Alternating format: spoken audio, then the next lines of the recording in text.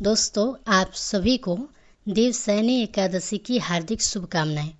हिंदू पंचांग के अनुसार आषाढ़ माह के शुक्ल पक्ष की एकादशी तिथि को देवशयनी एकादशी मनाई जाती है। इसे पद्म एकादशी, आषाढ़ी एकादशी या हरिशयनी एकादशी के नाम से भी जाना जाता है। पौराणिक मान्यताओं के अनुसार देवशयनी एकादशी के दिन भगवान विष्णु योग निद्रा में चले जाते हैं और इसी दिन से चातुर्मास की शुरुआत हो जाती है। इस समय सृष्टि का जो संचालन है भगवान शिव जी करते हैं। चतुर्मास के समय में भगवान शिव और उनके परिवार की पूजा होती है। इसी के साथ 4 महीने तक कोई भी मांगलिक कार्य नहीं किए जाते हैं। देव उत्थान एकादशी को जब भगवान विष्णु योग निद्रा से बाहर आते हैं तब पुनः मांगलिक कार्य की शुरुआत होती है। दोस्तों, देवशयनी एकादशी का व्रत करने से व्यक्ति को सभी पापों से मुक्ति मिलती है और उसके सभी कष्ट मिट जाते हैं। साथ ही मृत्यु के बाद श्रीहरि की कृपा से उसे वैकुंठ धाम की प्राप्ति होती है। तो चलिए इस वीडियो में हम जानते हैं कि साल 2025 में देवशयनी एकादशी का व्रत कब किया जाएगा और इसकी पूजा का शुभ मुहूर्त क्या रहेगा और व्रत का पालन करने के लिए शुभ समय क्या है। देवशयनी एकादशी की पूजा व्रत की विधि क्या है, इस दिन क्या करना चाहिए, क्या नहीं करना चाहिए और देवशयनी एकादशी के दिन आपको ऐसे कौन से कार्य हैं जो कि भूल से भी नहीं करना चाहिए। इन सभी विषयों की जानकारी आपको इस वीडियो में प्राप्त होगी।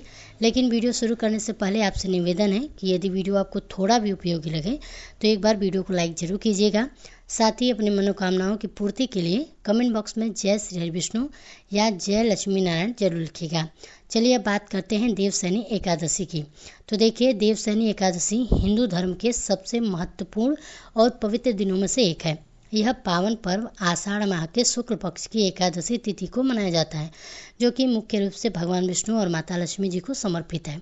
ऐसी मान्यता है कि इस दिन से भगवान विष्णु 4 मास के लिए क्षीर सागर में योग निद्रा में चले जाते हैं और उनके इस शयन काल को चातुर्मास कहा जाता है।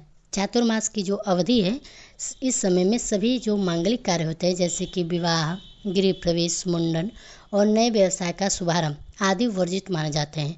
इस दौरान भक्तगण जब तब ध्यान और धार्मिक अनुष्ठानों पर अधिक ध्यान केंद्रित करते हैं, क्योंकि ये जो समय है आध्यात्मिक उन्नति के लिए विशेष फलदायी होता है। आपको बता दें कि देवशयनी एकादशी का व्रत करने से भगवान विष्णु की कृपा प्राप्त होती है, जिससे कि साधक के पाप नष्ट होते हैं और सुख समृद्धि मिलती है। मान्यता है कि इस दिन व्रत और पूजा से वैकुंठ की प्राप्ति होती है। देखिए, देवशयनी एकादशी पर कई मंगलकारी संयोग भी बन रहे हैं। इन योग में लक्ष्मी नारायण जी की पूजा करने से साधक के सुख और सौभाग्य में वृद्धि होती है। साथ ही मन चाही मुरादें भी पूरी होगी। इस दिन साध्य योग का जो संयोग है रात 9:27 तक है। इसके बाद शुभ योग का निर्माण भी हो रहा है। इन योग में लक्ष्मी नारायण जी की पूजा करने से सभी प्रकार के जो शुभ कामों में सफलता आपको मिलेगी। दोस्तों, देवशयनी एकादशी का व्रत करना कब है, पालन कब किया जाएगा, यह जानने से पहले इस व्रत की पूजा विधि व नियम जानना बहुत ही जरूरी है, तो वो भी जान लीजिए। देखिए, एकादशी व्रत के जो नियम हैं 10वीं तिथि से ही शुरू हो जाते हैं। आपको 10वीं के दिन सूर्यास्त के बाद भोजन ग्रहण नहीं करना चाहिए। इस दिन सात्विक आहार आपको लेना है और 10वीं से ही लेकर व्रत पारण तक व्रती को ब्रह्मचर्य का पालन करना चाहिए। साथ ही रात को जमीन पर शयन करें और भगवान विष्णु जी का ध्यान करें। ध्यान रखें कि व्रती को एकादशी के दिन देर तक नहीं सोना चाहिए। आप हो सके तो ब्रह्म मुहूर्त में ही उठ जाएं और ना एकादशी की रात में सोना चाहिए, बल्कि इस दिन रात्रि जागरण का विधान है। दोस्तों, एकादशी के दिन पान खाना भी वर्जित है। पान खाने से मन में रजोगुण की प्रवृत्ति बढ़ती है और इस दिन भूलकर भी चावल का सेवन ना करें। इसे खाने से व्यक्ति का जो मन है वह चंचल होता है और प्रभु के भक्ति में नहीं लगता है। साथ ही इस दिन घर का कोई भी सदस्य मांस मदिरा का सेवन ना करें। हो सके तो प्याज लहसुन का सेवन भी भूलकर ना करें। सात्विक आहार ग्रहण करें। अगर आपने व्रत नहीं रखा है तो इस दिन स्नान करने के बाद ही कुछ भोजन ग्रहण करना चाहिए। इसके अलावा देवशयनी एकादशी के दिन झूठ नहीं बोलना चाहिए, इससे पाप लगता है। साथ ही एकादशी के दिन क्रोध भी ना करें, किसी बड़े का अपमान भी ना करें। इसके अलावा एकादशी की जो सुबह है दातुन करना वर्जित होता है, क्योंकि इस दिन किसी भी पेड़, टहनी या पत्ते तोड़ना वर्जित होता है। इस दिन ज़्यादा से ज़्यादा भगवान विष्णु जी के मंत्रों का जाप करें। साथ ही विष्णु सहस्त्र नाम का पाठ करने से विशेष फल की प्राप्ति होती है। इस दिन दान करना बहुत ही महत्व है। इसलिए इस दिन दान बहुत जरूर करें। आप इस दिन अन्न, वस्त्र, गोदान, फल, पंखा, छाता, मिठाई और धन का दान भी कर सकते हैं। दोस्तों, व्रती को देवशनि एकादशी के दिन सुबह जल्दी उठकर स्नान आदि करके हो सके तो पीले रंग के वस्त्र धारण करने चाहिए।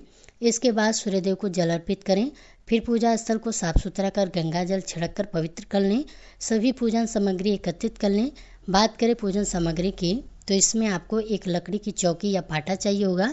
साथ ही भगवान विष्णु जी की मूर्ति या फोटो, जल का लोटा, पीले फूल, माला, चंदन, रोली, मोली, अक्षत, पान, सुपारी, लौंग, इलायची, धूप, दीप, इत्र, जनेऊ, नैवेद्य में फल और मिठाई आदि लें और पंचामृत भी बनाएं।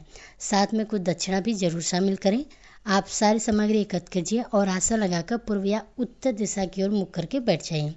अब लकड़ी की चौकी या जो पाटा है उसको रखिए। उस पर पीला कपड़ा बिछाकर भगवान विष्णु जी की मूर्ति या फोटो का स्थान दें। साथ में माता लक्ष्मी जी की फोटो को भी जरूर रखें। अब सबसे पहले व्रत, पूजा और दान का संकल्प लें। इसके लिए अपने सीधे हाथ में थोड़ा सा जल, पुष्प, अक्षत और सिक्का लें और भगवान विष्णु जी का ध्यान करके अपना नाम, अपना गोत्र, जिस स्थान पर बैठकर आप संकल्प कर रहे हैं वहाँ का मकान नंबर, क्षेत्र का नाम, शहर का नाम लेकर भगवान को व्रत और पूजन का निर्विघ्न पूर्ण हो इसके लिए प्रार्थना करें। घर परिवार की खुशहाली की कामना करें। अगर कोई विशेष मनोकामना है तो उसे भी बोलिएगा।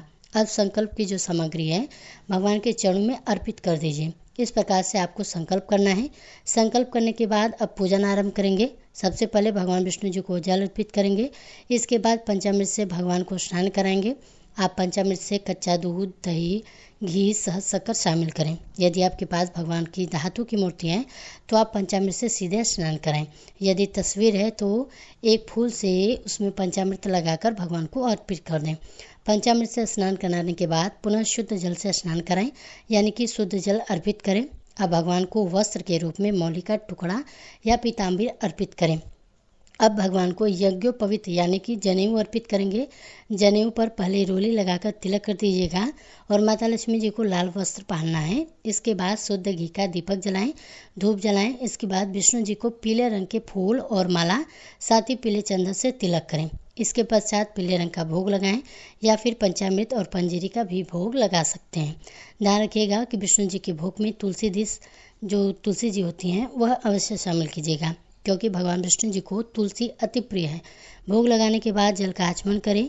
इसके बाद भगवान को तांबूल यानी कि पान के पत्ते पर 2 लौंग, 1 इलायची, 1 सुपारी रखकर अर्पित करें। इसके बाद अपने इच्छुक भगवान को कुछ न कुछ दक्षिणा अर्पित जरूर करें।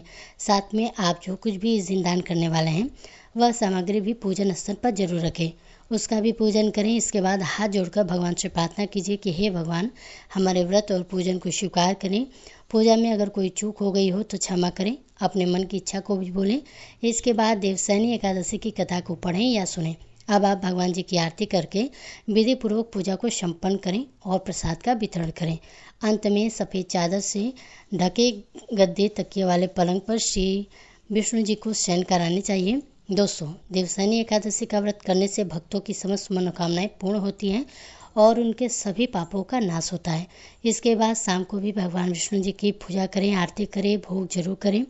फिर रात्रि में जागरण करके श्री हरि के नाम का भजन करना चाहिए।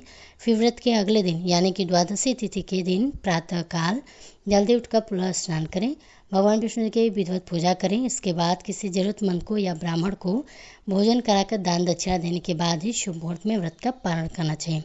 पारण के लिए कि आप श्री हरि का ध्यान करते हुए प्रसाद या तुलसी पत्र खाकर व्रत का पारण कर सकते हैं या फिर सात्विक भोजन भी ग्रहण करें। चलिए अब जानते हैं साल 2025 में देवशनि एकादशी का व्रत कब रखा जाएगा और पूजा का शुभ मुहूर्त क्या रहेगा, साथ ही व्रत पारण करने का सही समय क्या है। तो आपको बता दें कि आषाढ़ माह के शुक्ल पक्ष की एकादशी तिथि की जो शुरुआत है 5 जुलाई 2025 की शाम 6:58 पर हो रही है और एकादशी तिथि की जो समाप्ति है 6 जुलाई 2025 की रात 9:14 पर होगी।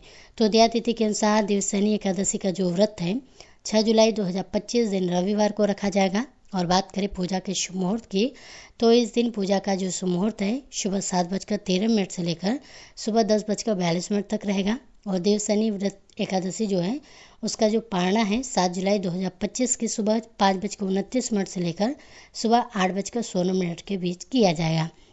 पारण के दिन द्वादशी तिथि जो समाप्त होने का जो समय है 7 जुलाई 2025 की रात 11:10 पर होगा। देवशनि एकादशी पर साध्य और शुभ योग का निर्माण हो रहा है। साथ ही पुष्कर योग का संयोग भी बनेगा। इसके अलावा देवशनि एकादशी पर रवि योग का भी निर्माण हो रहा है। इन योग में भगवान विष्णु और माता लक्ष्मी की पूजा करने से साधक को अक्षय फल की प्राप्ति होती है। चलिए अब जानते हैं कि देव को कब सोएंगे और चातुर्मास कब से प्रारंभ होगा और कब तक चलने वाला है। 6 जुलाई 2025 को देवशनि एकादशी के साथ ही चातुर्मास का प्रारंभ हो जाएगा। इस साल चातुर्मास 6 जुलाई 2025 से लेकर 31 अक्टूबर 2025 तक चलने वाला है।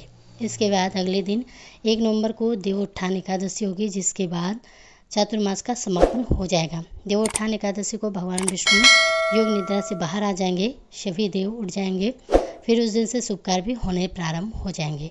तो दोस्तों, यह जानकारी आपको कैसी लगी? अगर अच्छी लगी तो वीडियो को लाइक कीजिएगा। साथ ही इसी तरह से वीडियो को देखने के लिए हमारे चैनल को सब्सक्राइब भी जरूर कीजिएगा।